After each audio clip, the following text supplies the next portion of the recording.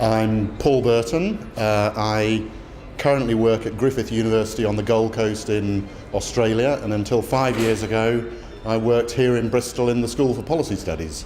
In the mid-90s I was editor for 4 years, and I'm still a member of the editorial advisory board. It's fantastic. It's been great seeing the former editors. We had a nice photo shoot yesterday and cut the cake and celebrated the 40th birthday, and that was very nice to see some of my predecessors and successors. And I think it's just great that it's a big, well-attended conference, which I think is a sign of the popularity of the journal and the field that it covers. So it's all good, all moving in the right direction. Well, before I left Bristol, I know that, and when I was editor, we always were striving to ensure a reasonable international perspective. And I guess now that I am international, I have perhaps an even greater appreciation of the value of that.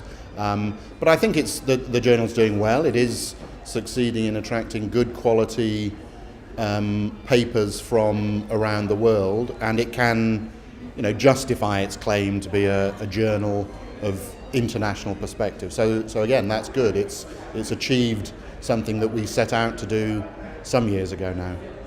Julian and Michael, I think they've all been great. It's always difficult getting a good balance between plenary sessions where there are 250 of you in an audience, and then the smaller panel sessions. But I think the balance is good.